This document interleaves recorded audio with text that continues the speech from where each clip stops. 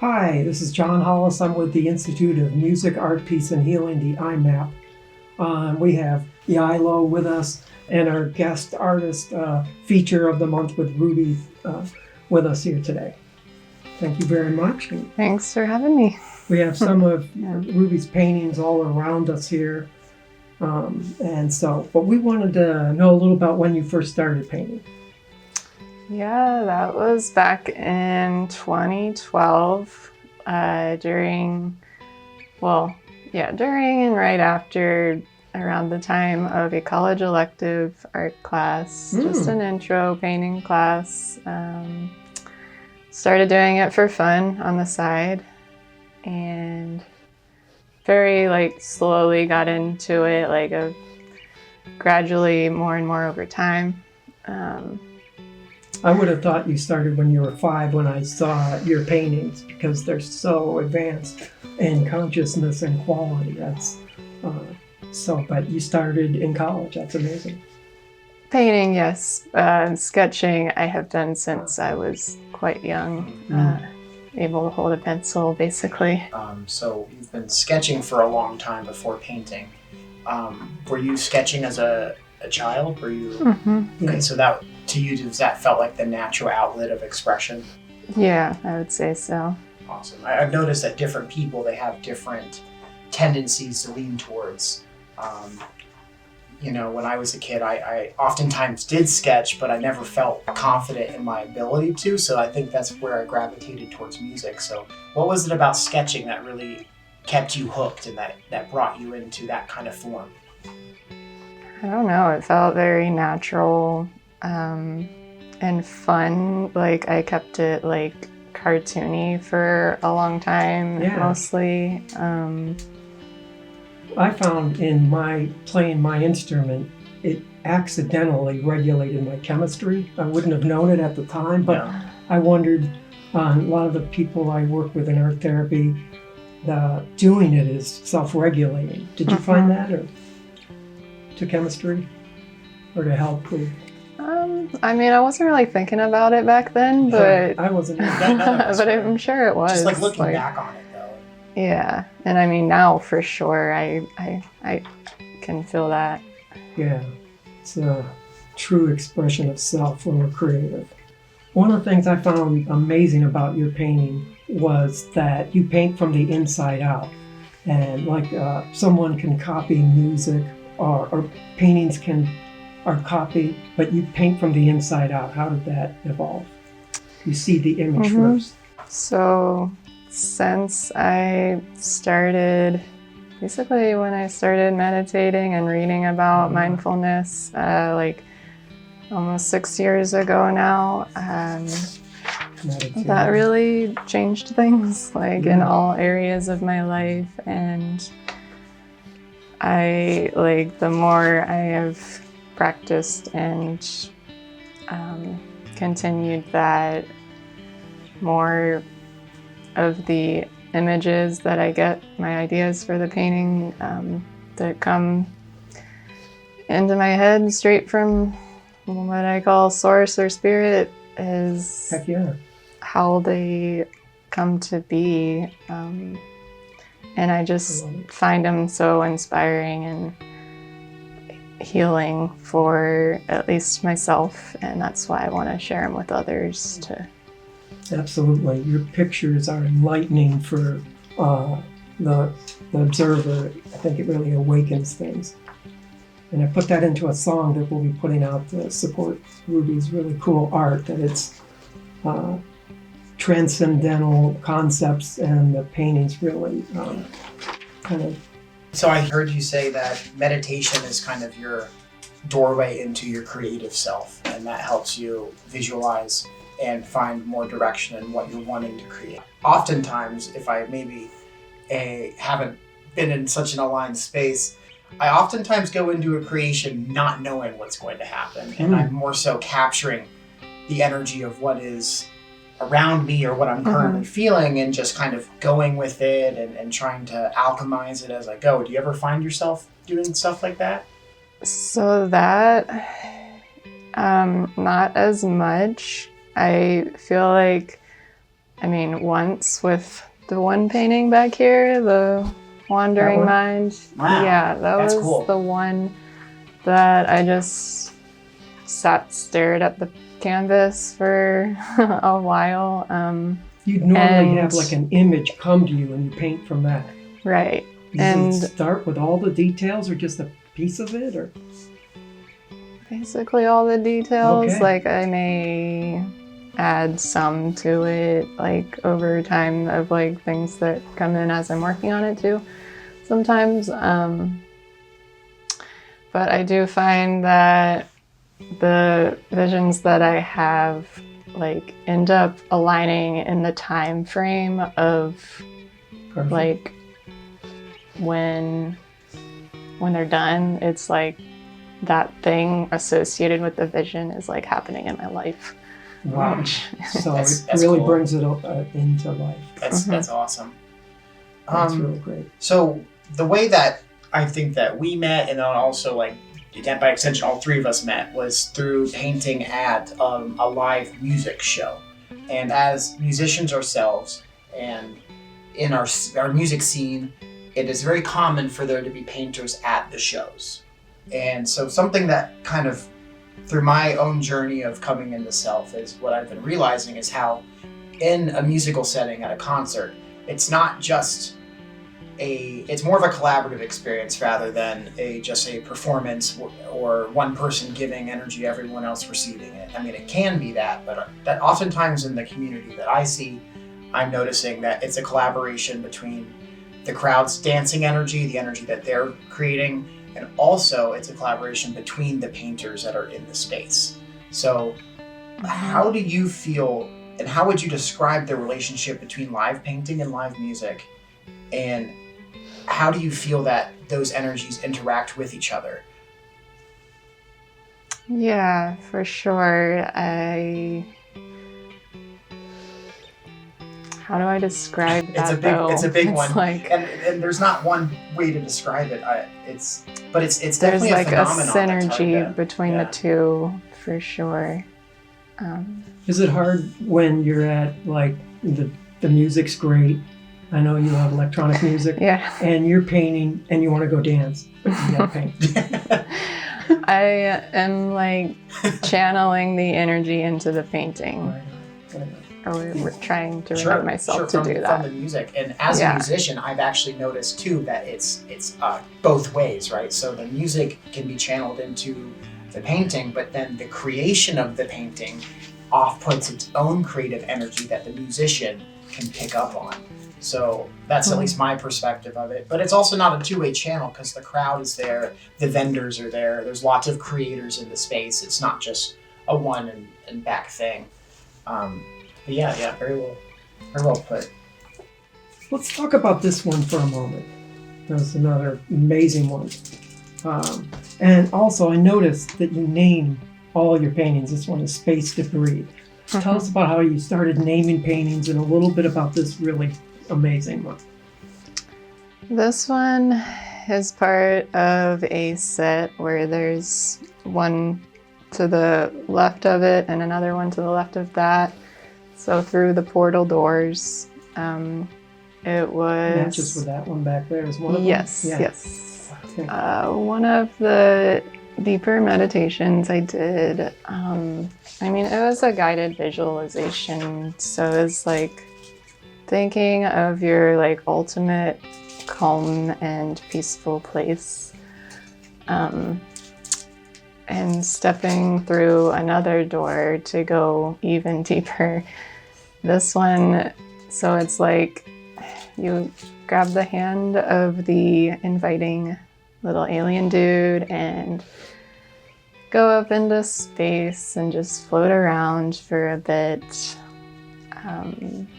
And like Get feel well for sure, right? calm and at home in yourself, basically, and with the universe. I have to admit, I spend a lot of time traveling out there myself.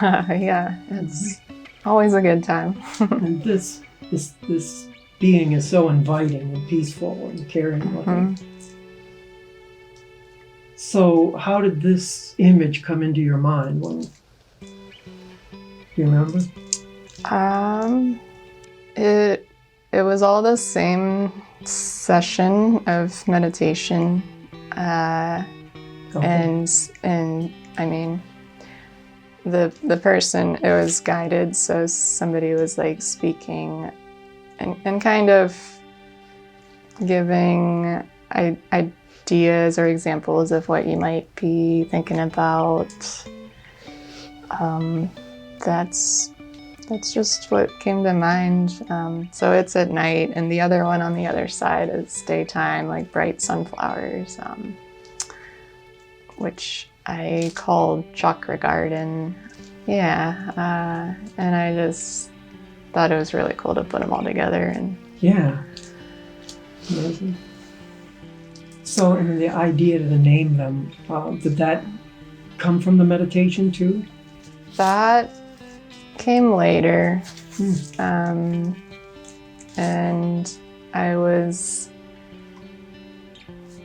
kind of going through a lot at the time with a troubling relationship, and just the idea of having that space to go to was just very peaceful and Heck yeah. helpful to get me through it all. The art, I think playing guitar might have saved my life. I didn't know that the left-right combination of playing was something I do therapy in EMDR, that bilateral movement.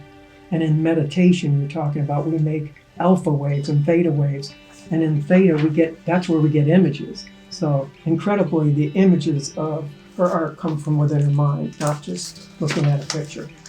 What are some ways that you've personally seen your art impact the people around you? So, people who have bought your art, people who have come up and talked to you while painting. What are some of the ways that you've seen it impact them in that moment, or over time, if you've had the experience of seeing that? Yeah, and it's always incredible to witness.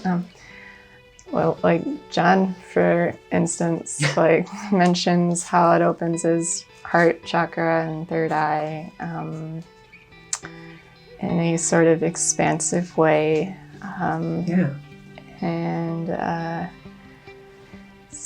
others have commented on like how it connects them to certain emotions in like a peaceful way, which that's kind of the idea. That's what I'm going for. I'd also mention expansive with some of your pieces. Yeah, that's really the Lots of word piece too, that but expansion and piece are very Several have, this one back here looks like an Einstein-Rosen bridge, which is like a wormhole that can take us from one place to another. And some of the vortex one I have at my office too.